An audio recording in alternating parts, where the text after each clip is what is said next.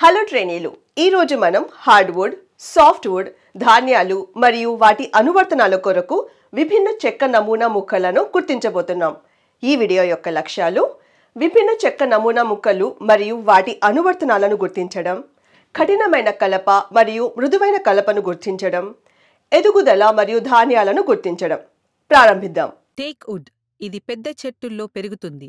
Would నేరుగా కణిత మరియు గొప్ప గోధుమ పసుపు రంగును కలిగి ఉంటుంది మరియు హార్ట్ వుడ్ బంగారు గోధుమ రంగులో ఉంటుంది. హార్డ్ ఇంకా బరువైన చెక్క 12% తేమతో క్యూబిక్ మీటర్కు దాదాపు 650 కిలోగ్రాములు బరువు ఉంటుంది. టేక్ వుడ్ ఉపయోగాలు: నౌక నిర్మాణం, ఫర్నిచర్ క్రాఫ్టింగ్ మరియు క్యాబినెట్ తయారీ. ఈ వుడ్ని డియోడర్ అంటారు. ఇది పొట్టి కొమ్మలు మరియు కోణాల ఆకులతో నేరుగా పొడవైన ట్రంక్లా కనిపిస్తుంది. సాధారణంగా 1200 నుండి 3000 మీటర్లు ఎత్తులో కనుగొనబడుతుంది. చెట్టు చిన్న కొమ్మలతో ఎత్తైన నిటారుగా ఉండే ట్రంక్ను కలిగి ఉంటుంది. సాప్వుడ్ తెల్లగా ఉంటుంది మరియు హార్డ్వుడ్ లేత పసుపు గోధుమ రంగులో ఉంటుంది. వుడ్ గట్టిగా మరియు బరువుగా ఉంటుంది. 12% తేమతో క్యూబిక్ మీటర్కు సగటు బరువు 545 కిలోగ్రాములు ఉంటుంది. మీడియం జరిమానా మరియు ఆకృతిని ప్రదర్శిస్తుంది. డియోడర్ అనేది నాన్ పోరస్ వుడ్, అంటే వాటికి చెక్క ఫైబర్స్ లోపల ఎక్కువ పాత్రలు ఉండవు. డియోడర్ ఉపయోగాలు: నిర్మాణ అవసరాలు, ఫర్నిచర్, ప్యాకింగ్ కేసులు, రైల్వే స్లీపర్స్, క్యారేజీలు మొదలైనవి. చిర్ డియోడర్ పోలి ఉంటుంది కానీ నాణ్యత తక్కువగా ఉంటుంది. సాప్వుడ్ తెల్లగా ఉంటుంది మరియు హార్డ్వుడ్ లేత పసుపు గోధుమ రంగులో ఉంటుంది. హార్డ్ మరియు బరువైన వుడ్ క్యూబిక్ మీటర్కు సగటు బరువు 575 కిలోగ్రాములు ఉంటుంది. మీడియం మరియు అసమాన ఆకృతిని ప్రదర్శిస్తుంది. ధాన్యం నమూనా నేరుగా నుండి స్పైరల్ లేదా ట్విస్టెడ్గా ఉంటుంది. చిర్ ఉపయోగాలు: నిర్మాణ ప్రయోజనాలు, ఫర్నిచర్, పెద్ద సైజ్ ప్యాకింగ్ కేసులు, క్యాబినెట్ తయారీ. కేల్ ఒక ఎవర్గ్రీన్ చెట్టు. ఇది చిర్ను పోలి ఉంటుంది. సాప్వుడ్ తెల్లగా ఉంటుంది మరియు హార్డ్వుడ్ లేత మరియు గులాబీ ఎరుపు రంగుల్లో ఉంటుంది. క్లోజ్లీ గ్రెయిన్డ్, హార్డ్ మరియు మన్నికైన వుడ్. తాజాగా కత్తిరించినప్పుడు రేసిన్ రంగును ప్రదర్శిస్తుంది. మృదువుగా మరియు తేలికగా, సగటు బరువు క్యాబినెట్ మీటరుకు 515 కిలోగ్రాములు ఉంటుంది.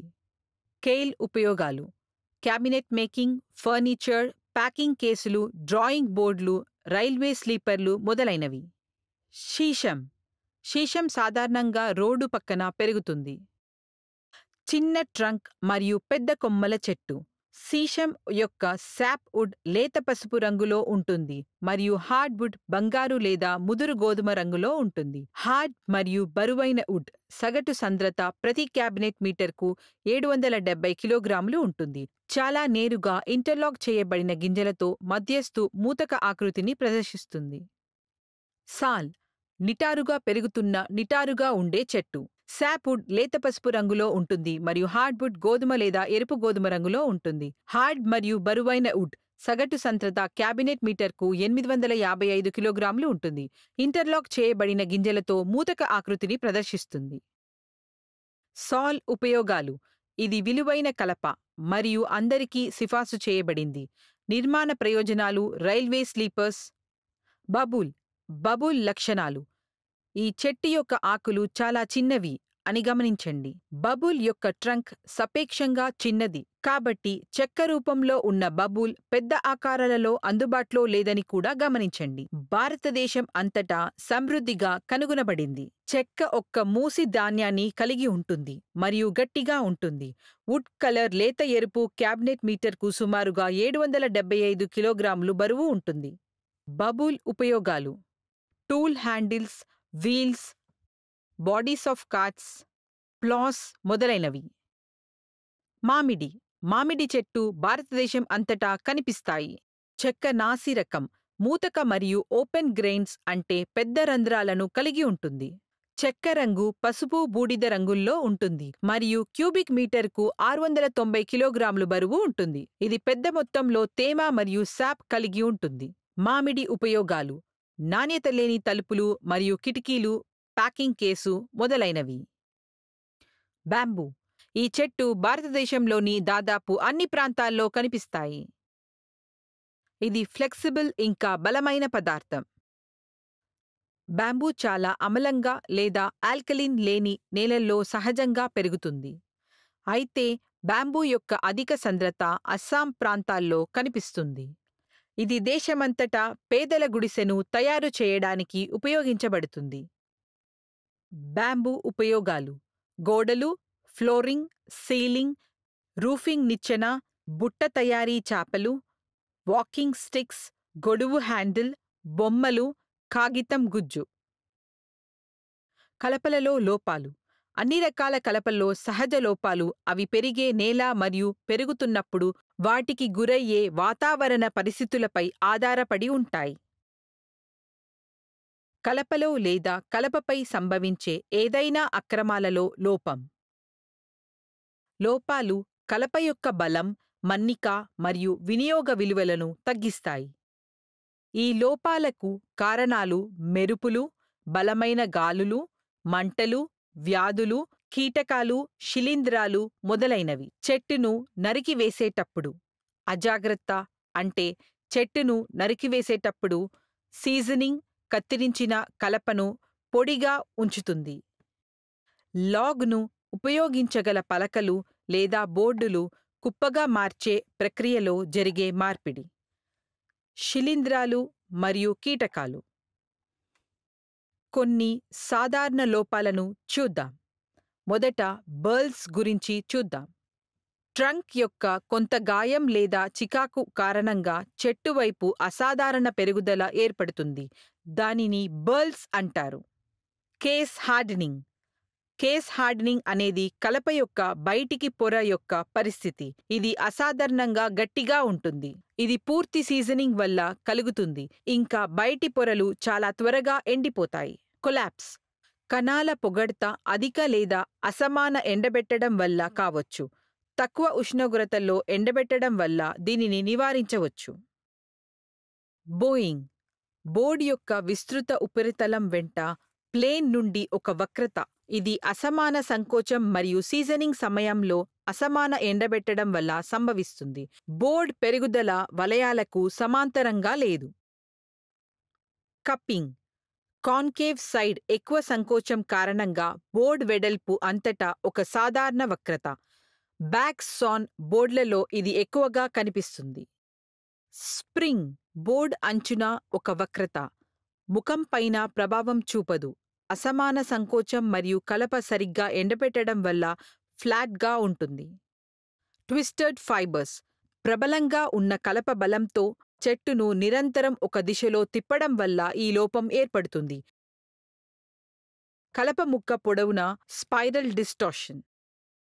ఇది అసమానంగా ఎండబెట్టడం వల్ల అసమాన సంకోచం వల్ల సంభవించవచ్చు. మనం కప్పింగ్, బోయింగ్, స్ప్రింగ్, ట్విస్టెడ్ అన్నీ కలిసి చూద్దాం. అప్సెట్స్. ఇది ధాన్యం అంతటా ఫైబర్ యొక్క పగుళ్ళు మరియు కోతలలో గాయం ఫలితంగా ఉండవచ్చు. ధాన్యం కలప యొక్క కణాలు మరియు నాళాల దిశను సూచిస్తుంది. క్రాస్ ధాన్యం. ధాన్యం యొక్క సరళత అసంపూర్ణంగా ఉన్న కలప నుండి కత్తిరించడం వలన కలప ముక్క యొక్క అక్షానికి వివిధ వంపులను కలిగి ఉంటుంది. వికర్ణ ధాన్యం. చెక్కలోని ఫైబర్లు నేరుగా ధాన్యపు కలప నుండి కత్తిరించబడినప్పటికీ చెక్క ముక్క యొక్క అక్షానికి సమాంతరంగా నడపనప్పుడు బెరడుకు సమాంతరంగా కాకుండా లాగ్ యొక్క అక్షానికి సమాంతరంగా కత్తిరించడం వల్ల ఇది సంభవిస్తుంది. ఇంటర్లాక్ ధాన్యం. చెక్క యొక్క ప్రక్కనే ఉన్న ఫైబర్స్ వ్యతిరేక దిశలలో మురిగా వంపు తిరిగినప్పుడు ఈ గ్రెయిన్ ఉపరితలం ప్లాన్ చేయడం కష్టం. రిబ్బన్ స్ట్రిప్ ఫిగర్ ఇచ్చే క్వీన్స్లాండ్ మాపుల్ దీనికి ఉదాహరణ. స్పైరల్ ధాన్యం. చెట్టు మెలితిప్పినట్లుగా చెట్టు ట్రంక్లో ఫైబర్స్ స్పైరల్ కోర్స్ తీసుకున్నప్పుడు సంభవిస్తుంది. కారణం ఖచ్చితంగా తెలియదు. వేవీ ధాన్యం ఫైబర్ యొక్క వేవీ అరేంజ్మెంట్, దీనిని కర్లీ లేదా ఫిడిల్ బ్యాక్ గ్రెయిన్ అని కూడా పిలుస్తారు. ఈ ధాన్యపు ఉపరితలం ఉంచడం, పనిచేయడం కష్టం. వేనీ ఎడ్జ్ లాగ్లను ఆర్థికంగా మార్చడం వల్ల క్షీణతకు తోడుగా ఉండే సాప్ వుడ్లో ఈ లోపం ఉంది. రైండ్ గాల్స్ ఈ విచిత్రమైన వంగిన వాపులు చనిపోయిన చెట్టుపై నివసిస్తాయి. సాధారణంగా కొమ్మలు అసంపూర్ణంగా కత్తిరించబడిన లేదా తొలగించబడిన తరువాత మిగిలి ఉన్న గాయాలపై పొర పెరగడం వలన సంభవిస్తుంది. గాలి పగుళ్ళు ఇవి సూర్యుడు మరియు గాలి మొదలైన వాతావరణ స్థలాల వద్ద బహిరంగతమయ్యే బాహ్య ఉపరితలం యొక్క సంకోచం కారణంగా కలప బెరడు వైపులా విడిపోయినట్లుగా కలిగిస్తాయి. మొదట మనం టేకు, డియోడర్, చిర్, కైల్, సిషం వంటి కలపను ఇచ్చే వివిధ రకాల చెట్లను చూసాం. సిషం, సాల్, బాబుల్, మామిడి, వెదురు. అప్పుడు మనం బర్ల్స్, కేస్ గట్టిపడడం వంటి లోపాల రకాలను చూసాం. పతనం, bowing, cupping, spring, twisted, fibres, upsets, ధాన్యం, cross grain, diagonal grain, interlocked ధాన్యం, స్పైరల్ ధాన్యం, రింగాల్స్ మరియు గాలి పగుళ్ళు మరియు కలపలో సంభవించే వాటి కారణాలు. ఈ సెషన్లో బోధించిన ప్రతిదాన్ని మీరు అర్థం చేసుకున్నారని ఆశిస్తున్నాను. మరో వీడియోలో కలుద్దాం. అప్పటి వరకు ధన్యవాదాలు మరియు గుడ్ బై.